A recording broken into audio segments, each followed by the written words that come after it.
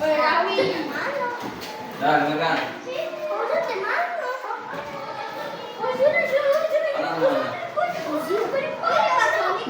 Dah. Assalamualaikum warahmatullahi wabarakatuh.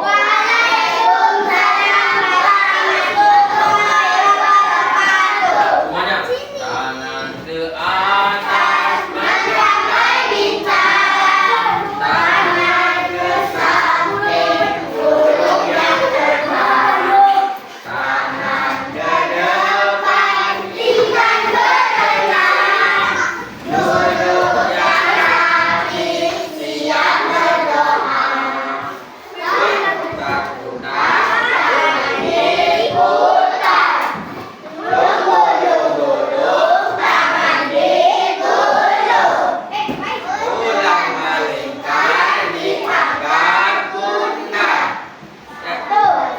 Kiri, atas, bawah, siap berdoa. Satu dari kanan, satu dari kiri, ku gabung menjadi dua, ku buat jembatan panjang. Dua dari kanan, dua dari kiri, ku gabung menjadi empat, ku buat jembatan tinggi. Tiga dari kanan, tiga dari kiri, ku gabung menjadi enam, ku buat menara tinggi. Empat dari kanan, empat dari kiri, ku gabung menjadi delapan, ku buat telinga kelinci.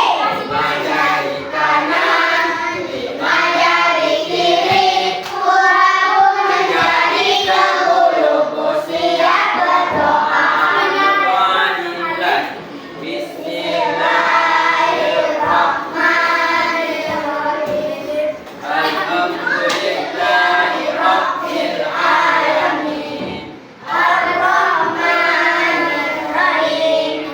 Maliki yaumiddin. Iyyaka na'budu wa iyyaka nasta'in. Ihdinas siratal mustaqim. Siratal ladzina an'amta 'alaihim ghairil maghdubi 'alaihim waladdallin. Amin. Baik, anak-anak semuanya, silakan. Hari ini Bapak masuk pada kelas. Hari ini kita akan membuat aturan kelas atau keyakinan kelas atau peraturan kelas antara Bapak sama kalian semuanya. Jadi kita sepakat bahwa aturan kelas kita, aturan belajar kita yang punya aturan. Jadi setelah ini apa lagi Reza? Nah, setelah aturannya dibuat atau keyakinan kelas dibuat, kita harus sama-sama kita sepakati. Jadi sebelum kita membuat aturan kelas, perhatikan, Ozan, perhatikan. Reza, apa lagi Reza? Reza apa lagi sibuknya nih? Dengarkan baik-baik. Jadi setelah aturan kelas kita buat dan kita harus sepakati bersama, itulah keyakinan kelas kita. Jadi sebelum kita buat, Bapak ingin tahu dulu, nanti kita bentuk kelompok. Ini kelompoknya ceritakan apa saja nanti aturan kelas yang kita sepakat. Nah, ini sesuai kelompoknya. Contoh apa kesepakatan kelas kita? Hah? Membersihkan gelas. Apa lagi? Tidak ada. Apa? Saling menghargai sesama teman. Apa lagi?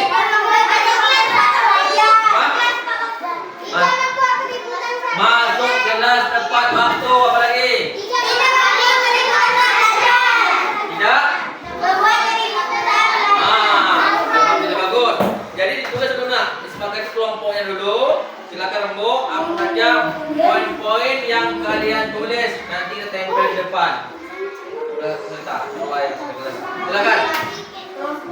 Ya, apa yang dia pikir oleh dia?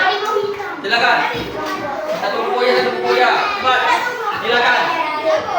Silakan. Tulis. Ya.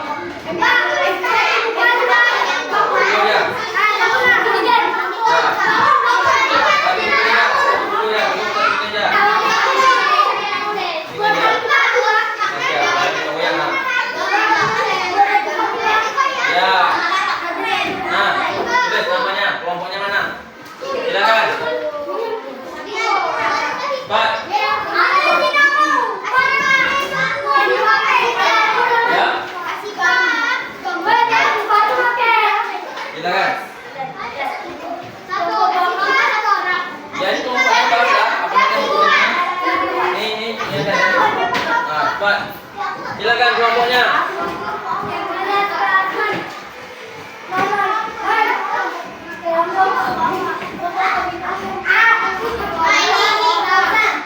Ayo.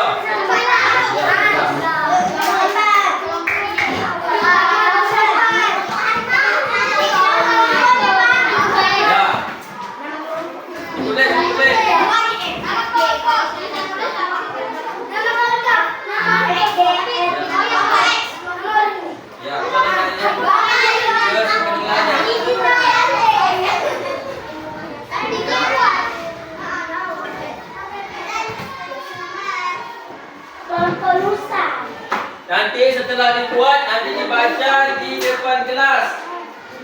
Apa aja yang telah disepakati? Ya? Setelah ditulis nanti, perhatikan. Setelah ditulis nanti, kenapa Pak? Setelah ditulis nanti dibaca kelas di kelasnya di depan kelas. Ya, satu orang waktunya aja. Bapak.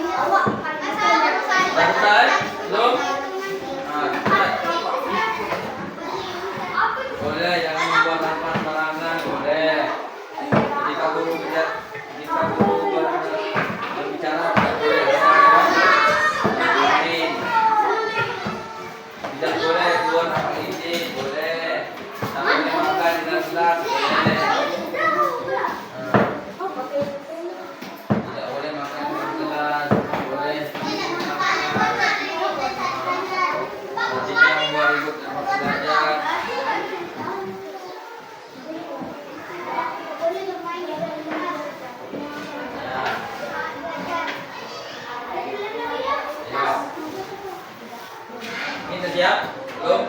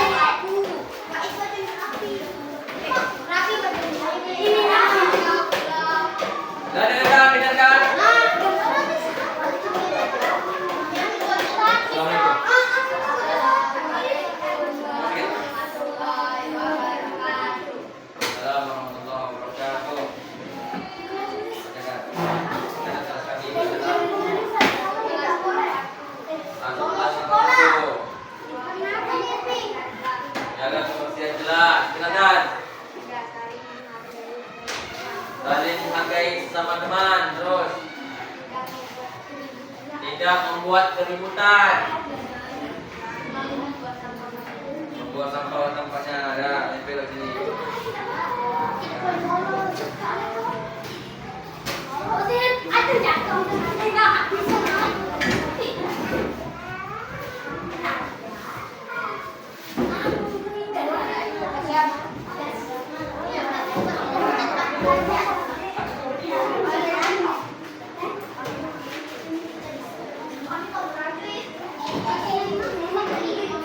Oke, tak lagi teman-teman.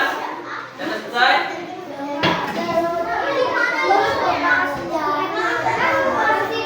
Ayo, teman.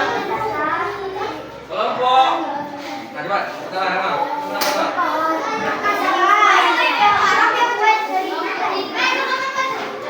ada teman, teman.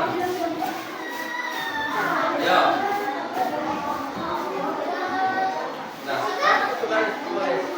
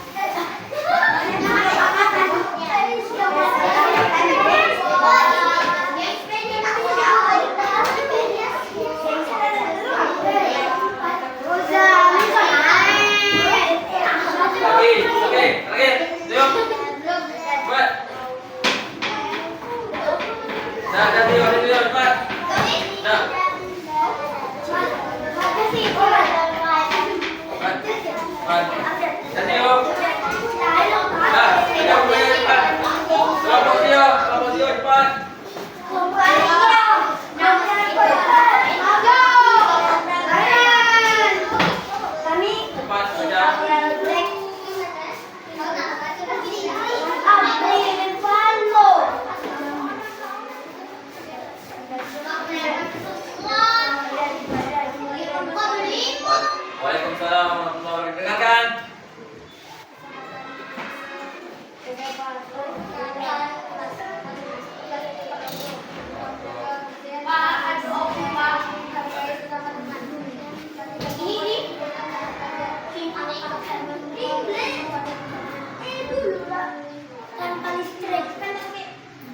Oke, mantap. Ya, tepuk tangan semuanya dulu.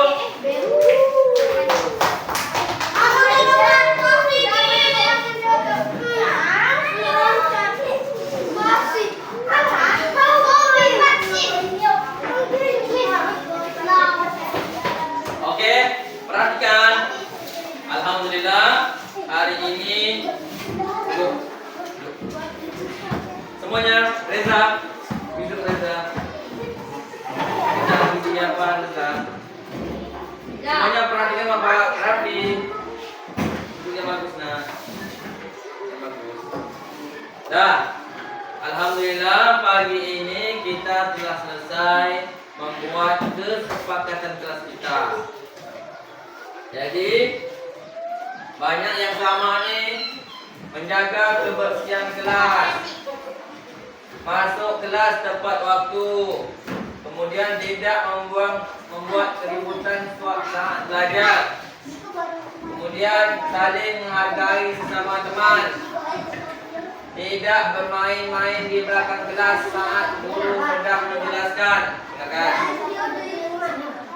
Dengarkan teman, dan masuk kelas tepat waktu sama, membuang sampah pada tempatnya, berteman dengan semua orang, belajar rajin. Sepakat? Sepakat?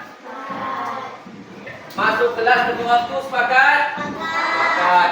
Saling menghargai sesama teman, sepakat? Sepakat? Sepakat. Membuang sampah pada tempatnya, sepakat? Sepakat.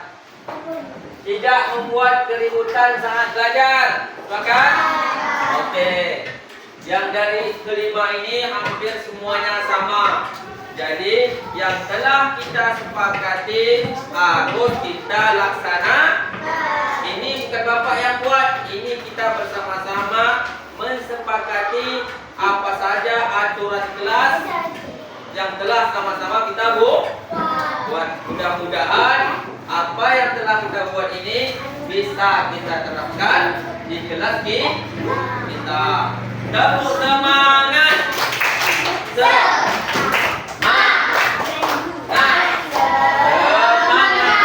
Assalamualaikum warahmatullahi wabarakatuh.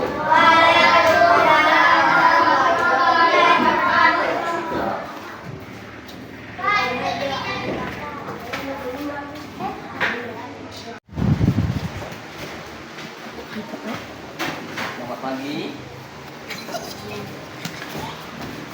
Anda tahu apa panggilan hari ini? Tahu? Ipa tahu apa panggilan hari ini? Apa? Tidak mau PR ya? Sama dia PR. Sekarang mau tanya, Ipa apa tidak mau PR? Lupa. Bisa? Banyak main di rumah.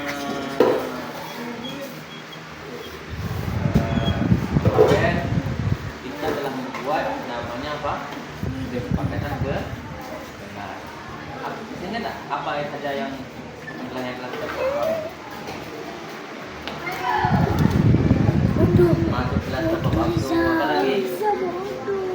Rusak lah ni. Buang sampah pada tempatnya. Tidak membuat keributan saat belajar. Kemudian yang terakhir mengerjakan PR. Asal Reza dan Ipa tidak membuat PR. Jadi kapan nih kalau bisa berubah nih? Besok. Jadi besok kita sama Ipa harus kerjakan PR. Tak boleh lagi banyak main. Tak boleh lupa itu memang Bapak juga, kita namanya manusia itu pasti pernah merasakan lupa, tak semangat belajar, malas belajar, pasti ada terkadang kita itu memang tidak membuat semangat kita belajar. Tapi yakinlah apapun yang kita lakukan, apapun yang kita buat, insya Allah ada nilai-nilai kebaikan. Itu kita berdoa insya Allah supaya tidak dan bisa membagi waktu. Kita mana membagi waktu kita? Kapan kita ngerjakan PR? Kapan kita ngerjakan tugas di rumah? Kapan kita membantu orang tua? Kapan kita berangkat sekolah? Kita atur jadwal kita buat. Nanti dia berhenti sendiri. Kita buat, kita harus mengerjakan PR. Dan Reza dan kita bisa berubah.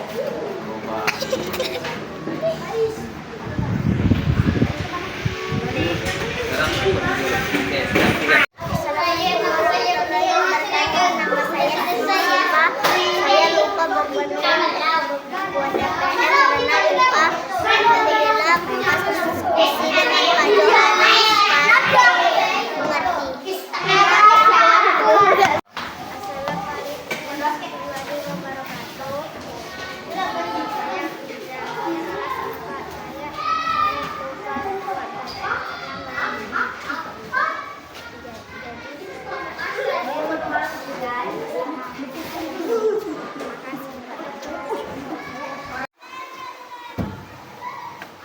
Assalamualaikum warahmatullahi wabarakatuh.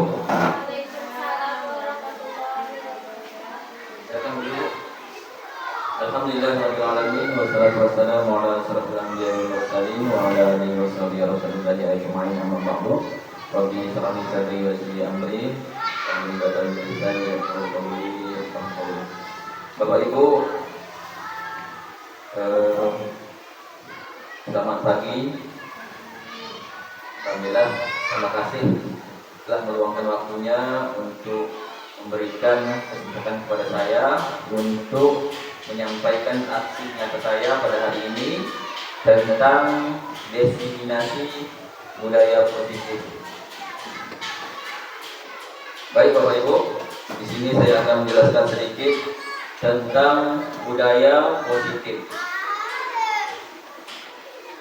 Pada dasarnya konsep inti mengimplementasikan budaya positif yang dapat membantu murid belajar dengan aman, nyaman, sesuai filosofi Ki Hajar Dewantara. Jadi konsep inti ini ada beberapa item yang nantinya akan saya jelaskan kepada Bapak Ibu semuanya, yakni perubahan paradigma belajar, yaitu disiplin positif, nilai-nilai kebajikan, kemudian hukum, konsekuensi dan eksekusi, kemudian keyakinan kelas, 5 kebutuhan dasar manusia, kemudian 5 posisi kontrol. Ini nantinya yang akan saya sampaikan kepada Bapak Ibu semuanya. Baik, perubahan paradigma, pembelajaran dengan paradigma baru. Di sini belajar dijelaskan ada beberapa profil belajar Pancasila yang sekarang ini kita terapkan di sekolah kita. Kemudian di dalam profil belajar Pancasila ini ada bergotong royong, ada kreatif, ada mandiri, ada bernegara global, kemudian beriman, bertakwa, dan berakhlak mulia. Di sini belajar merupakan pembelajaran yang dirancang berdasarkan prinsip pembelajaran yang berdiferensiasi, sehingga para peserta didik dapat belajar sesuai kebutuhan berdasarkan tahap perkembangan sesuai dengan teori psikologi modern untuk mewujudkan profil belajar Pancasila. Kemudian yang saya jelaskan tadi, item-itemnya ini ada beberapa poin yang ini tentang disiplin positif. Ada 3 pengembangannya. Disiplin berasal dari kata disiplina yang artinya belajar, Bapak Ibu, yaitu tentang bagaimana disiplin diri yang memiliki tanggung jawab terhadap apa yang kita lakukan berdasarkan nilai yang kita yakini. Inilah yang pengertian disiplin tadi. Di sini disiplin positif merupakan salah satu cara penerapan disiplin bertujuan untuk menumbuhkan kesadaran serta memberdayakan peserta didik tanpa imbalan, reward, penghargaan atau hukuman atau ancaman. Sebagai pendidik, tujuan kita adalah menciptakan peserta didik yang memiliki disiplin diri sehingga mereka berperilaku mengacu kebajikan yang berdasarkan nilai-nilai motivasi dalam perubahan perilaku ke arah yang lebih baik. Jadi Bapak Ibu semuanya, dalam disiplin positif ini kita tidak boleh lagi ibaratnya menghukum anak atau mengasih reward atau hadiah. Ada cara-cara yang harus kita lakukan dengan lebih pasien, dengan lebih baik. Baik, ilusi guru mengontrol murid. Di sini miskonsepsi tentang teori kontrol. Jadi dalam teori kontrol ini ada berapa item, ada 4 item nanti. Yang pertama, ilusi guru mengontrol murid. Kemudian ilusi bahwa semua penguatan positif efektif dan bermanfaat. Kemudian ilusi bahwa kritik dan membuat rasa bersalah mampu membuatkan karakter anak. Kemudian ilusi bahwa dewasa berhak memaksa.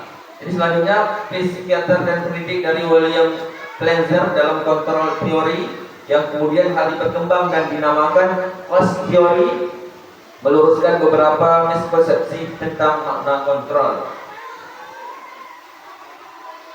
Kemudian yang saya jelaskan tadi adalah ilusi guru mengontrol murid. Pada dasarnya kita tidak dapat memaksa murid untuk berbuat sesuatu jikalau murid tersebut memilih untuk tidak melakukannya, walaupun tampaknya guru sedang mengontrol perilaku murid. Hal demikian terjadi karena murid sedang mengizinkan dirinya dikontrol. Saat itu bentuk kontrol guru menjadi kebutuhan dasar yang dipilih murid tersebut. Teori kontrol menyatakan bahwa semua perilaku memiliki tujuan, bahkan terhadap perilaku yang tidak disukai. Kemudian ilusi bahwa semua penguatan positif efektif dan bermanfaat. Penguatan positif atau bujukan adalah bentuk-bentuk kontrol segala usaha untuk mempengaruhi murid agar mengulangi suatu perilaku tertentu. Ada suatu usaha untuk mengontrol murid tersebut. Dalam jangka waktu tertentu, kemungkinan murid tersebut akan menyadarinya dan mencoba untuk menolak bujukan kita, atau bisa jadi murid tersebut menjadi tergantung pada pendapat sang guru untuk berusaha. Kemudian ilusi bahwa kritik dan membuat rasa bersalah mampu menguatkan karakter. Di sini menggunakan kritik atau rasa bersalah untuk mengontrol murid menuju pada identitas gagal. Mereka belajar untuk merasa buruk tentang diri mereka. Mereka mengembangkan dialog diri yang negatif. Kadang-kala sulit bagi guru untuk mengidentifikasinya. Murid bahwa mereka sedang melakukan perilaku ini karena seringkali guru cukup menggunakan suara halus untuk menyampaikan pesan negatif. Ini yang sering kita lakukan Bapak Ibu di kelas. Ilusi bahwa orang dewasa berhak memaksa. Banyak orang dewasa yang percaya bahwa mereka memiliki tanggung jawab untuk membuat murid berbuat hal-hal tertentu. Apapun yang dilakukan dapat diterima selama ada sebuah kemajuan berdasarkan sebuah pengukuran kinerja.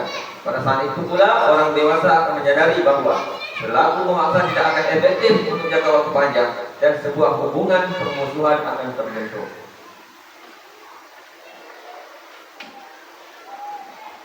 Bagaimana seorang bisa berubah dari paradigma stimulus respon kepada pendekatan teori kontrol? Stephen Hoffer Freswell Centered Leadership 1991 mengatakan bahwa bila kita ingin membuat kemajuan perlahan, sedikit demi sedikit ubahlah sikap atau perilaku kita Bapak Ibu.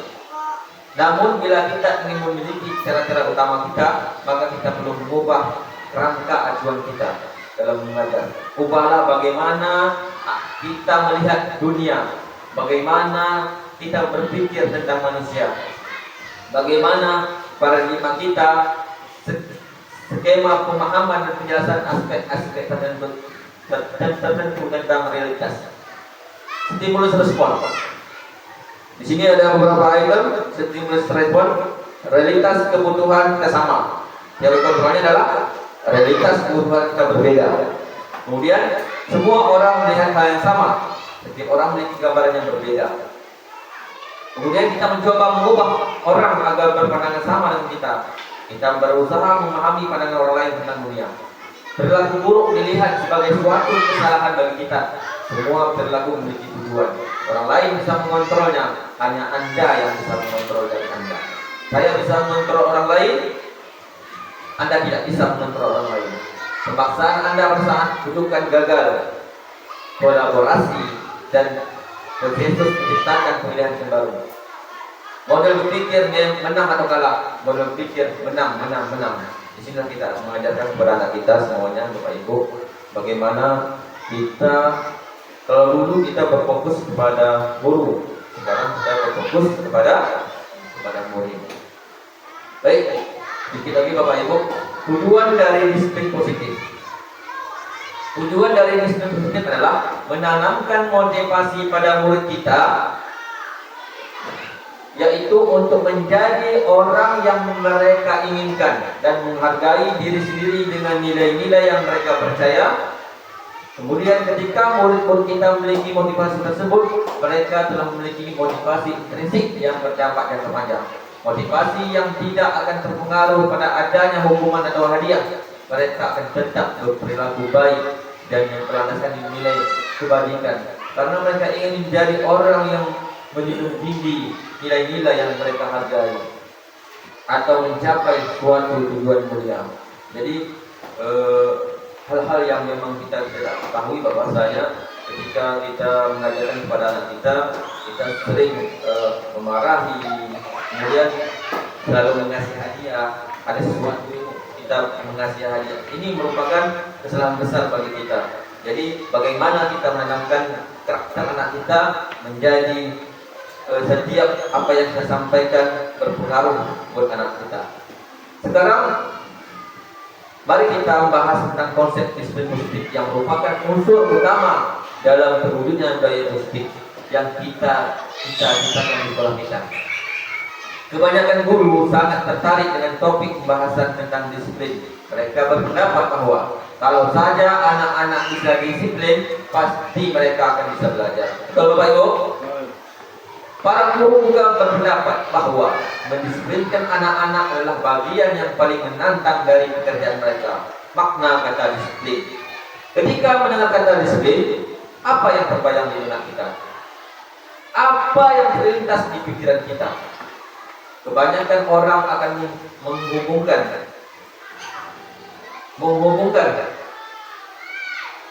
kata disiplin dengan kata tertib, teratur, dan kepatuhan pada peraturan. Kata disiplin juga sering dihubungkan dengan hukuman. Padahal itu sungguh berbeda Bapak Ibu. Karena belajar tentang disiplin positif tidak harus dengan memberi hukuman. Justru itu adalah salah satu alternatif terakhir, dan bila perlu tidak digunakan sama sekali. Inilah Bapak Ibu. Jadi kata hukuman kalau bisa dihindari.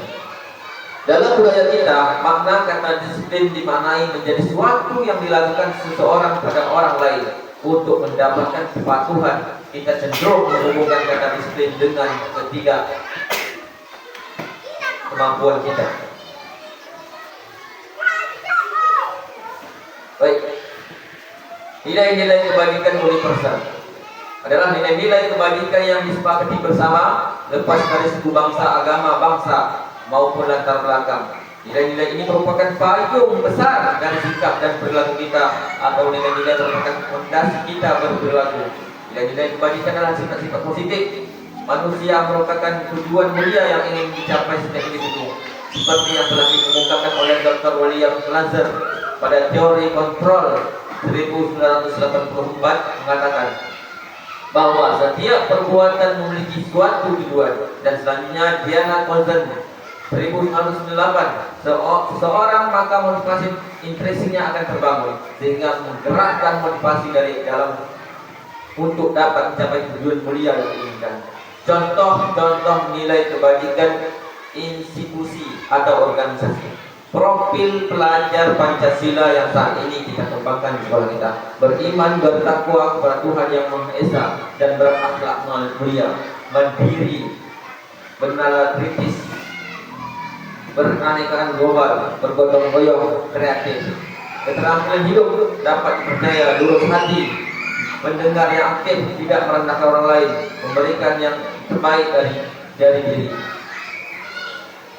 Preference program, toleransi, rasa hormat, integritas, mandiri, menghargai, antusias, empati, keingintahuan, keadilan, kerjasama, percaya diri, komitmen.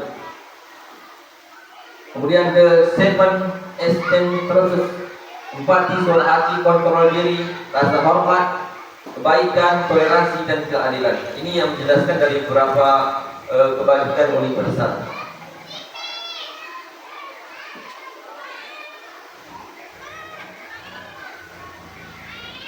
Standar pendidikan nasional kita Bapak Ibu, dalam rangka menciptakan lingkungan yang positif, maka setiap warga, sekolah, dan pemangku kepentingan perlu saling mendukung.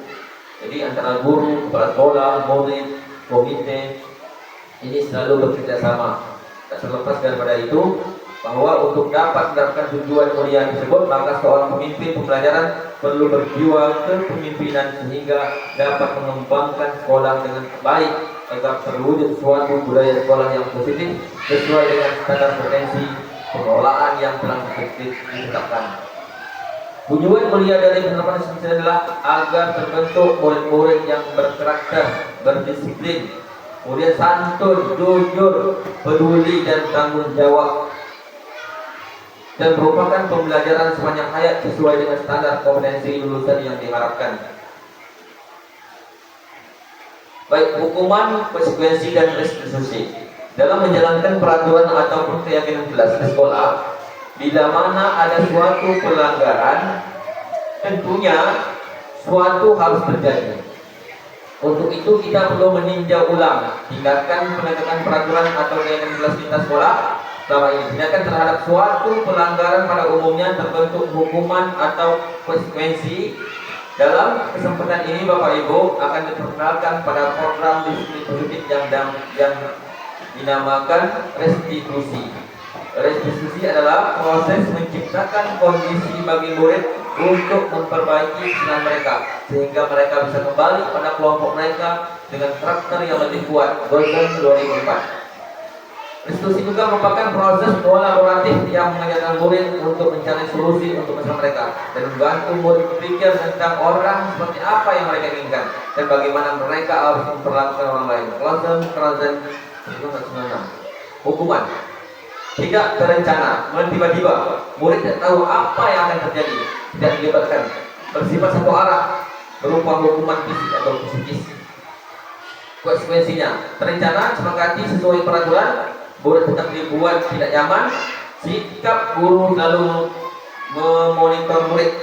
Kemudian restitusinya adalah proses menciptakan kondisi bagi murid untuk memperbaiki kesalahan, proses kolaboratif yang mengajarkan murid untuk mencari solusi sendiri. Jadi di restitusi ini Bapak Ibu ada beberapa contoh nanti yang saya akan sampaikan. Ketika anak membuat salah, tidak mengerjakan PR, kemudian datang terlambat ke sekolah, kemudian tidak memakai seragam sekolah, mencoret dinding, kemudian membuang sampah sembarangan. Kalau bisa dipanggil muridnya, dipanggil dan diwawancarai, ditanyai. Kemudian ada sistem namanya sistem diskusi kepada anak. Tanya apa nak datang sekolah. Contoh nih anak tidak mengerjakan PR. Tanya kabarnya dulu. Kita panggil dia kan tanya kabar hari ini, apa tidak mengerjakan PR, apa alasannya. Sehingga anak tersebut merasakan ada empati guru kepada anak, ada rasa kebersamaan kita kepada anak, sehingga apa yang kita sampaikan kepada anak terluluh rasanya, empati dia, berpikir dia, oh ibu sebenarnya tidak marah sama saya, oh ibu cuma bertanya kepada saya apa yang saya lakukan. Jadi setelah kita restitusi tadi, sampaikan kapan memperbaiki kesalahan ini. Jadi kita tunggu jawabannya anak tersebut besok Pak. Kalau begitu mudah-mudahan anak bisa berubah. Kemudian disampaikan juga Bapak juga sering kadang tidak mengerjakan PR, kadang sering terlambat. Sampaikan kita merendahkan diri kita sebenarnya pada anak kita. Supaya apa? Bapak juga seperti itu. Dan bagaimana cara kita merubah perilaku kita kepada anak dan anak bisa berubah kepada kita. Kemudian selanjutnya ini tindakan guru. Mencatat 100 kali di dalam buku kalimat saya tidak akan terlambat lagi karena terlambat sekolah. Hukum atau khususnya hukuman. Dari pengurus lapangan basket 2 kali karena terlambat hadir di sekolah, hukuman. Murid diminta untuk push up 15 kali karena tidak menggunakan masker ke sekolah, hukuman. Menggantikan kertas tugas teman yang telah dicoret, konsekuensi. Membersihkan tumpahan air di meja, tulisan kata tersenggol pada saat belajar, konsekuensi. Murid disuruh untuk tidak mengenakan sepatu saat sekolah karena tidak mengenakan sepatu hitam, hukuman. Dari mengelilingi lapangan basket 2 kali karena terlambat 10 menit untuk belajar yoga. Inilah motivasi perilaku manusia. Motivasi intrinsik, motivasi intrinsik. Ekstrinsik ini di luar, intrinsik di dalam. untuk menghindari kejadian hukuman, untuk mendapatkan imbalan penghargaan dari orang lain, untuk menjadi orang yang mereka inginkan dan menghargai diri sendiri dengan nilai-nilai yang mereka percaya. Berarti keyakinan jelas. Apakah Bapak Ibu sudah membuat keyakinan jelas? Alhamdulillah. Mengapa keyakinan jelas? Mengapa bukan peraturan jelas? Nah, disini keyakinan jelas. Mengapa keyakinan jelas? Keyakinan jelas merupakan metode untuk menimbulkan kembali disiplin positif yang didasari oleh motivasi dari dalam diri. Kemudian keyakinan jelas bukan hanya dapat membangun kepercayaan siswa terhadap kemampuan akademik mereka, tetapi juga tentang menciptakan lingkungan belajar yang mendukung, aman dan inklusif. Peraturan jelas. Mengapa bukan peraturan jelas? Peraturan jelas adalah sejumlah peraturan yang harus ditaati atau dipatuhi di dalam kelas supaya proses belajar mengajar berlangsung dengan lancar. Peraturan jelas sering kali dibuat tanpa melibatkan murid, sementara yang kita ketahui adalah sebagai individu akan terasa sangat sulit jika kita maksa atau mengubah perilaku yang itu. Tahapan pembentukan keyakinan jelas. Keyakinan jelas bersifat lebih abstrak daripada peraturan yang lebih rinci dan konkret. Keyakinan jelas berupa pernyataan-pernyataan yang universal. Keyakinan jelas sentiasa dibuat dalam bentuk positif. Keyakinan jelas hendaknya tidak terlalu banyak sehingga murid mudah diingat dan dipahami oleh semua warga kelas. Kemudian keyakinan jelas sebaiknya sesuatu yang dapat diterapkan dalam kelas. Semua warga kelas hendaknya ikut berkontribusi dalam pembentukan keyakinan kelas lewat kegiatan curah pendapat, bersedia meninjau kembali keyakinan kelas dari waktu ke waktu. Jadi Bapak Ibu, kita sebelum membuat keyakinan kelas di kelas kita berdiskusi dengan anak kita. Apa yang anak Anda inginkan? Contoh, tidak membawa sampah di dalam kelas. Kemudian kalau izin ke WC, misalnya permisi dulu. Itu salah satu keyakinan kelas. Kemudian mengerjakan PR. Nanti setelah dibuat keyakinan kelas sama-sama dan disepakati, nanti suruh anak membacakan di kelas. Kemudian ditempel, dibuat sebentuk mading di kelas supaya anak tahu. Itulah keyakinan kelas yang telah dibuat sama anak tadi. Kemudian 5 kebutuhan dasar manusia menurut William Glasgow dalam First Theory. Kebutuhan dasar manusia adalah segala sesuatu yang kita lakukan untuk mendapatkan apa yang kita inginkan. Seluruhnya tidak akan kita lakukan memiliki tujuan tertentu, dan semua usaha terbaik yang kita lakukan adalah dalam rangka kebutuhan dasar terpenuhi dengan baik. 5 kebutuhan manusia: bertahan hidup, makanan, tempat tinggal, keamanan, dan kesehatan. Kasih sayang, rasa diterima. Kemudian penguasaan, kemudian kebebasan dan ketenangan. 5 posisi kontrol tadi yang saya sampaikan tadi: menghukum, membuat rasa bersalah, teman, memantau, manajer. Manajer ini adalah kita sebagai guru. Contoh penerapan 5 posisi kontrol. Kasus ini Bapak Ibu, mungkin kasus ini ada di sekolah kita yang kita rasakan pada saat ini. Apa kasusnya? Siswa tidak memakai atribut lengkap pada saat upacara bendera. Kalau kita pakai teori hukum, hormat sana sampai jam istirahat, kita hukum dia anak dan tadi. Kemudian teman, ayo anak ikuti aturan sekolah, tolong bantu Bapak Ibu ya sekali ini. Ya sudah, tidak apa-apa, dan kali jangan sampai berbuat seperti ini lagi ya nak. Membuat rasa bersalah. Berapa kali harus disampaikan kamu masih saja mengecewakan Bapak Ibu guru sekolah? Kemudian pemantau, kamu sudah melanggar peraturan sekolah. Kamu konsekuensinya. Setelah upacara terakhir, kamu pergi ke koperasi untuk membeli atributnya dan jangan diulang lagi. Manajer, ini posisi kita manajer. Nah, apakah kamu tahu kesalahan kamu? Kira-kira bagaimana kamu dapat memperbaikinya? Inilah tugas kita Bapak Ibu. Kita panggil anak kita, tanyai apa masalahnya. Kita dekati, kita rangkul anak kita. Uji pengetahuan pemahaman. Posisi kontrol, apakah saya kecewa sekali dengan kamu? Kamu tidak pernah benar melakukannya. Apa rencana kamu untuk masalah ini? Ayolah, lakukanlah demi Bapak Ibu ya. Kamu tidak akan pernah mendapatkan nilai dari Bapak Ibu jika tidak mengerjakan tugas. Nah, inilah segitiga restitusi yang harus kita terapkan di sekolah kita. Dan segitiga restitusi suatu proses dialog yang dijalankan oleh guru agar dapat menghasilkan murid yang mandiri dan bertanggung jawab. Tahapan segitiga restitusi: menstabilkan identitas. Berbuat kesalahan adalah bagian dari proses pembelajaran. Jadi ketika anak kita membuat kesalahan, Bapak Ibu, pastinya anak kita ini sering melakukan kesalahan yang tanpa dia sadari. Kadang datang terlambat, kadang jajan ketika pas masuk belajar, kadang tidak mengerjakan PR. Ini salah satu anak-anak kita yang sering dia lakukan. Nah, inilah posisi kita sebagai guru untuk melakukan segitiga, namanya segitiga restitusi. Kita panggil anak kita, tanyai. Contoh ini pertanyaan yang simple tapi menyentuh hati kepada anak kita.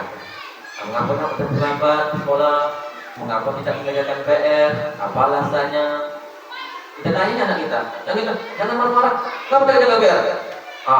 Ini sering kita bukan sering, kadang ada kita lakukan. Menurut saya sendiri, memang kamu tidak mengerjakan PR. Tidak kamu itu. Ini sering kita lakukan begitu kan? Padahal kita tahu mengapa dia tidak mengerjakan PR.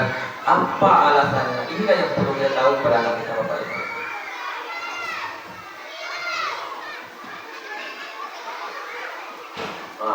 Kemudian terakhir Bapak Ibu untuk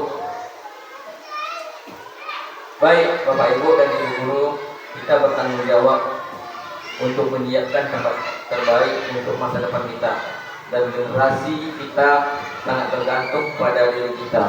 Lalu apa yang kita persiapkan untuk masa depan mereka, dan semuanya tergantung dari apa yang kita lakukan di sekolah. Dan persiapkan mulai saat ini seperti menerapkan budaya positif di kelas, merancang pembelajaran yang berpihak pada murid. Terima kasih atas perhatiannya Bapak Ibu.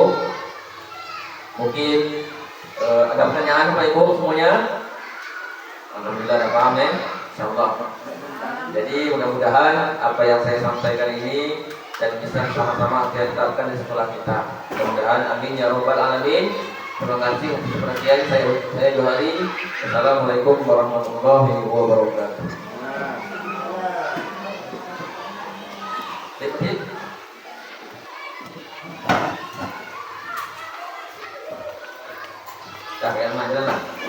Tahapan-tahapannya ada bunuh dia juga beberapa, nanti kita tambahkan dengan yang lain-lainnya. Di mana diskusi kelima terkadang ada satu contoh saya katakan ketika ada tema gaya hidup berkelanjutan. Ada bikin produk, tapi apa bedanya sebuah IP 5 atau keterampilan? Terkadang terjadi tidak tahu bedanya apa. P5 mana itu keterampilan. Sebenarnya pada dasarnya P5 itu mereka punya tahapan-tahapan. Makanya itu kembali saya katakan bahwa P5 itu tadi kan Bapak bilang kan ada satu JP. Sebenarnya P5 itu hitungannya per tahun. P5 itu jamnya JP-nya dihitung per tahun. Kemudian itu yang dibagi. Makanya paling penting ketika kita membuat KOSP itu adalah butuh kalender pendidikan.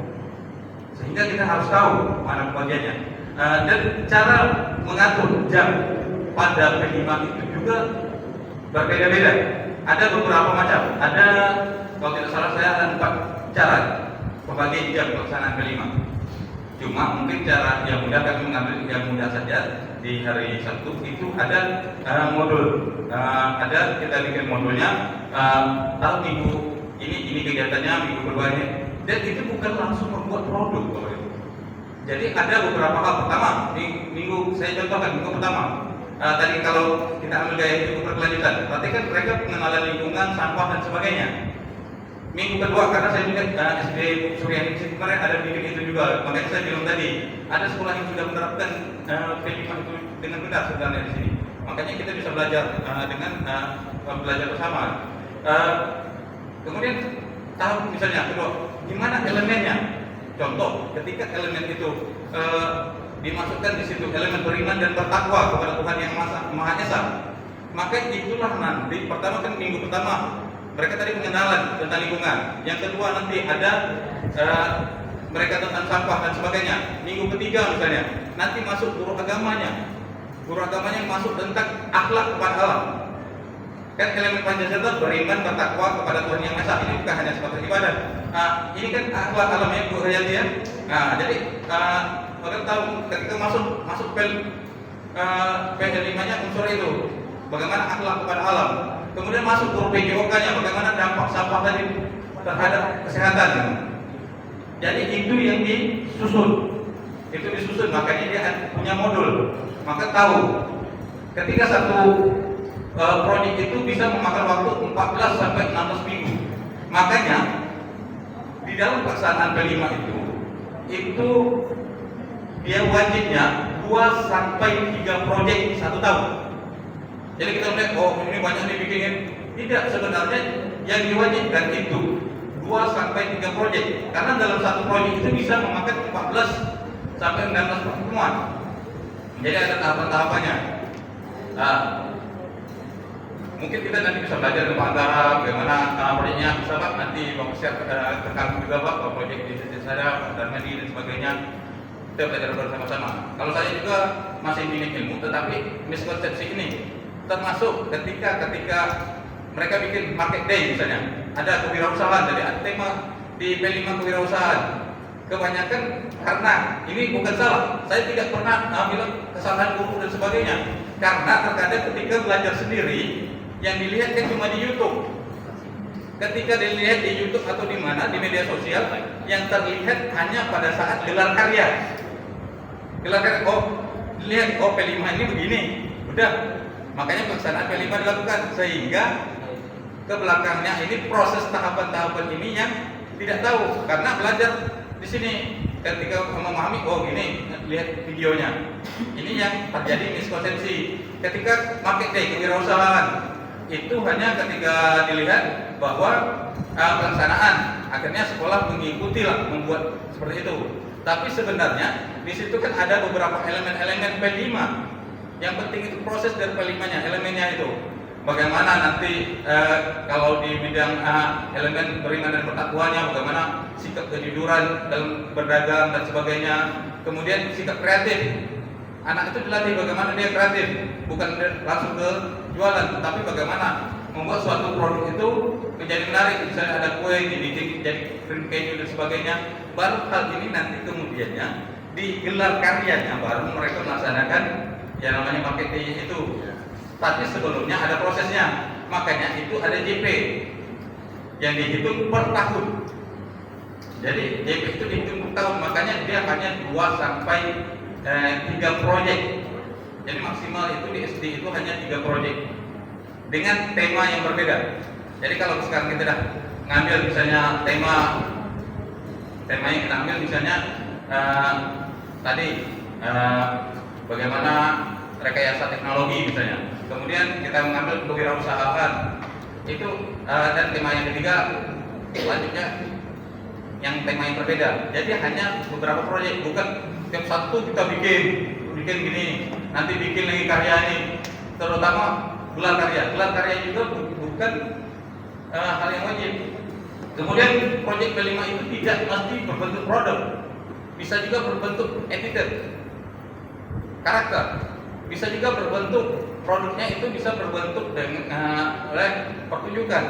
Misalnya kita mengambil tentang keberagaman dan sebagainya, itu nanti ada beberapa hal. Jadi ada banyak sebenarnya, kecuali misalnya kita mengambil rekayasa teknologi itu memang nanti akan ada berbentuk produknya. Jadi yang penting P5 itu adalah karakter dan implementasi dari elemen-elemen kunci. Yang kedua dijelaskan lagi oleh Bu Farida Nom. Karena hal baru, kami kemarin masih belajar, ya. Nah P5 ini kan baru, walaupun kita sudah 2 tahun jalan, tetapi nampaknya masih butuh untuk mempelajari lagi.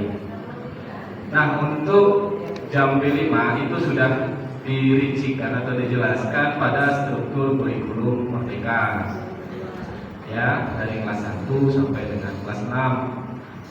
Pak Anggara ada laporan struktur kurikulum. Nah, lagi gini. Nah, di situ dijelaskan contoh kalau kelas 1 intranya itu 3, P-nya, P5-nya itu 1. Nah, terkait dengan dapodik sebetulnya tidak ada masalah sih Pak Wanasman. Karena memang di dapodik itu langsung ya satu paket 4 misal dalam 1 minggu. Nah, kemudian terkait dengan jumlah guru PAI yang ada di sekolah. Contoh di sekolah Pak Wanasman berapa rombel Pak? 6 rombel. Kemudian 6 kali 4 24. Nah, kalau semisal ada 2 orang guru PAI, yang satu sertifikasi, artinya yang satu tak dapat jam. Karena kalau sertifikasi wajib 24 jam. Kan seperti itu. Ya, Pak Wanasman. Atau mungkin kalau untuk PAI ini kan biasanya ada aturan tersendiri terkait jam tambahan. Kalau dulu ada TPDQ, kemudian ada perpustakaan dulu pernah Pak ya diakui. Kalau sekarang mungkin sudah tidak diakui lagi. Ada TPDQ, ada salam-salaman. Itu jam tambahan kegiatan di luar daripada yang wajib PAI. Nah, untuk pelaksanaan P5-nya, contoh, semisal guru A kelas 1 sampai kelas 4 itu gurunya siapa Pak? Bisa sebut nama lagi. Kalau nak aja Atan. Budi mengajar intrakurikuler mata pelajaran agama dan budi pekerti kelas 1 sampai kelas 4. Atau fase A dan fase B. Otomatis proyeknya juga fase A dan fase B. Nanti Bu Ana dia mengajar fase C kelas 5 dan 6 untuk agama dan budi pekertinya. Artinya nanti ketika pelaksanaan proyek dia juga mengaku di fase C. Nah, terkait pelaksanaan proyeknya tadi memang asumsinya itu dalam 1 minggu atau 1 pekan itu ada 7 DP. Nah, terkait dengan pelaksanaannya untuk proyek P5 ini sebetulnya ada tiga cara kita dalam menerapkan P5 di sekolah. Yang pertama sistem blok. Sistem blok itu kita laksanakan secara terus-menerus. Contoh, untuk alokasi waktu P5 dalam 1 tahun itu kan 252 JP. Kalau dibagi 2 berapa Pak? 126. Nah, 126 ini itu berapa 126 JP ini kalau kita buat dalam jumlah minggu berapa minggu? 1 minggu 7 JP. Kalau 126 JP berapa minggu Pak Wan kira-kira? 1,5 bulan ya, kira-kira lah ya. Nah, jadi 1 bulan yang Pak 3 minggu. 7 JP 1 minggu. 18 minggu ya. 18 minggu ada berapa bulan? lagi 4. Nah, 4 bulan setengah. 6 bulan. Ya, berarti 1 bulan berapa tuh? Ya. Nah, 4 bulan setengah. Jadi proyekannya tuh. Nah, itu yang pertama dengan sistem blok. Tapi sistem blok ini jarang dibuat Bapak Ibu karena ada mata pelajaran yang di dalamnya itu tidak ada P5-nya. Nanti susah mengimplementasikannya. Seperti apa tadi? Muatan lokal atau PMR ya dengan bahasa Inggris. Tak ada P5-nya. Jadi ketika sekolah memilih dengan sistem blok itu susah. Ya, susah. Yang kedua dengan sistem menentukan 1 hari. Contoh di setiap 1 minggu itu ditentukanlah di hari Sabtu 7 JP semisal. Nah, untuk terkait pelaksanaannya nanti itu kolaborasi antara lintas disiplin ilmu tadi yang disampaikan Pak Anggara. Jadi kolaborasi guru kelas, guru mapel agama, dan juga guru PJOK. Nah, jadi untuk pelaksanaannya itu memang harus dijadwalkan dengan benar, jangan sampai nanti bentrok